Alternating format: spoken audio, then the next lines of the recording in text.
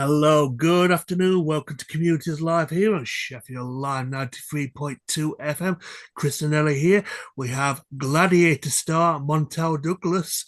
Also, we have National Careers Service Advisor Steve Hanley and Joseph Rham, Communities Director at Better. Good afternoon. Afternoon, Chris. Good Afternoon. afternoon, Chris. So, I've got to ask you, Montell. I mean, because we are um, coming into the new year now. So we've just and people want to learn new skills. And I mean, you've learned quite a few new skills in the past year. You have become an Olympian, and now you have become a gladiator, and you've also learned to dance for Strictly. So tell us a bit about that. I mean, what is it like to learn these new skills? Still learning, honestly. Chris. Still learning. Every day is a learning day, especially in the dance, in the dancing world. It's been such a fun experience. First of all, just being able to do something that is completely out of your comfort zone. It's very liberating and empowering when you do that. And I know the challenge is always the confidence at the beginning. You do feel like you're not going to be great. I remember stumbling. I remember the first few days of dancing, learning how to walk again, which is wild. People think, oh, was it really that bad? Yeah, it was. It was that bad because I'd been in trainers as well for like 20 years, and suddenly I'm trying to dance around in, not the most comfortable of shoes, in dancing shoes, for hours on end. And it wasn't great at the start, but I really, really enjoyed it. And I think I did the same thing with Olympics and going into two different sports. It was because I loved it. And if had I not tried to do any of that, I would never have known actually whether I was going to enjoy it. And I always encourage people to just do it because then that's the quickest way to knowing whether you're going to enjoy it or not. And I want to ask you as well, Montel. I mean, what was the hardest skill that you've learned throughout your career?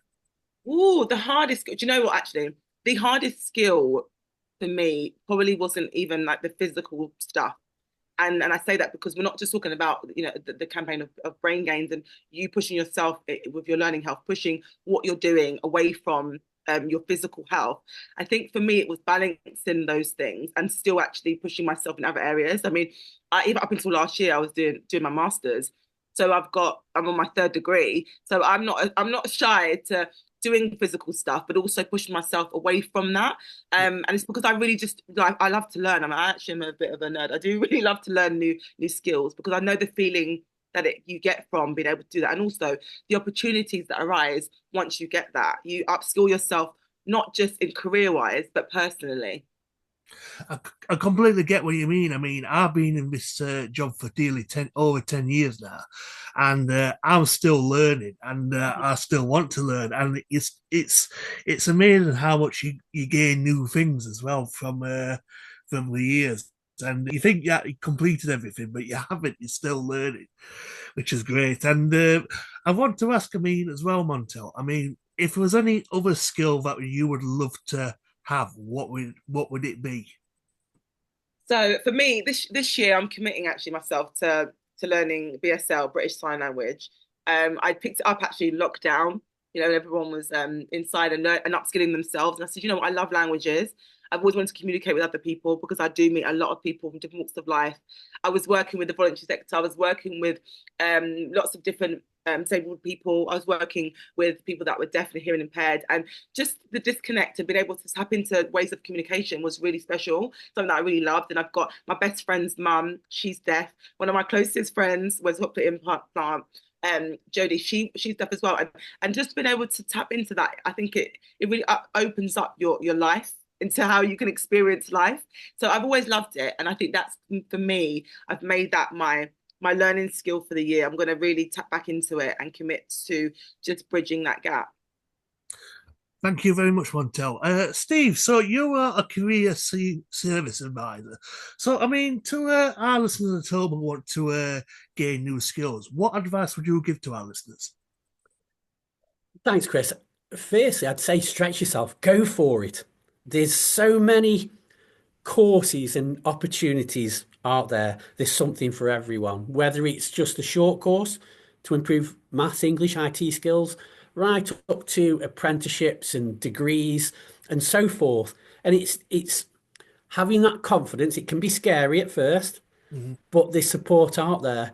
There's so much information that you can access as well. So search online for Skills for Life, and you'll see all the a wide range of courses that's available for everyone. Or you can talk to someone. If someone prefers to speak to someone directly, they can talk to their local careers advisor through the National Career Service. And it's just a free phone number, 0800 100 900. And they'll talk about what's available and what that person wants and what they want to get out of it and those steps to take to get to where they want to be. I think it's like you say, it is scary for people to try and learn a new skill. And I mean, for me, I mean, I'd love to learn new things, and that's the Yeah, best part about it. Because otherwise, it's like if you feel like you've known everything, then I don't think you're gonna get really f- any further if you get what I mean. yeah.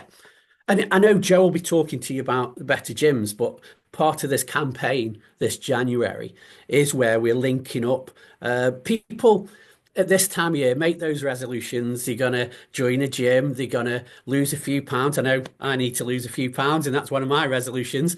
But what we're trying to incorporate in that it's not just the physical side, like Montell said, it's also that learning fitness as well and those Yeah. brain gains. And it can do those things like improve your confidence. And once, in my experience, once you start, and it might be just the short course that you start, that first one, but it almost becomes natural to you. You want to learn more. And Montel proves that with the everything that she's learned. She's always learning different things. And you find, and I've found in my experience with people that I've worked with, once they've taken that step, they've started that first course, they've looked what's available, they enjoy it. They get that sense of well-being, and it helps your well-being, and you want to do more, and you want to progress, and you carry on learning.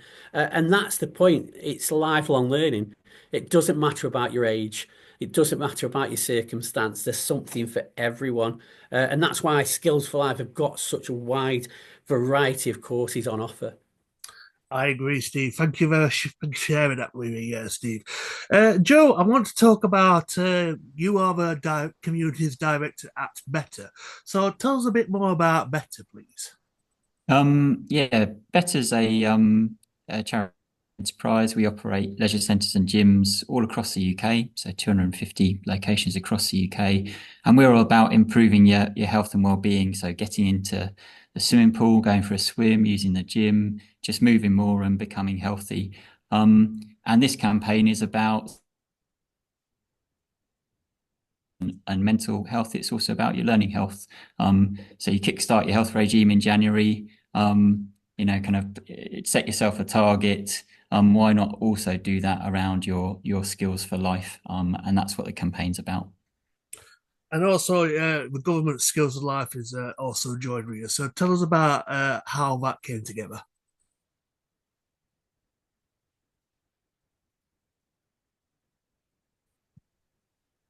Are you there, Joe?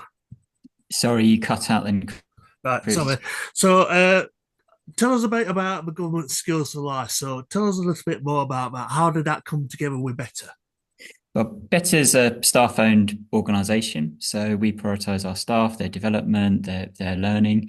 So it's a natural fit for us. It's a great scheme to partner on. So we're encouraging our own staff and our customers to take this opportunity to prioritise their learning health. And we've got some of the national skills advisors also visiting our locations up and down the UK. So we've got information on that on our social media and website. And as Steve, they're offering free consultations and advice in the centres, and we'll also be communicating kind of about the opportunities across our social channels and website and in centres.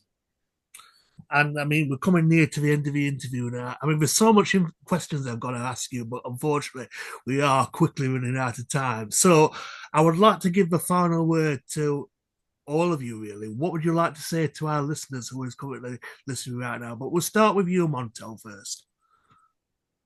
I would say go to Skills for Life, search Skills for Life right now and see what opportunities can arise for you. But the first thing is absolutely go for it.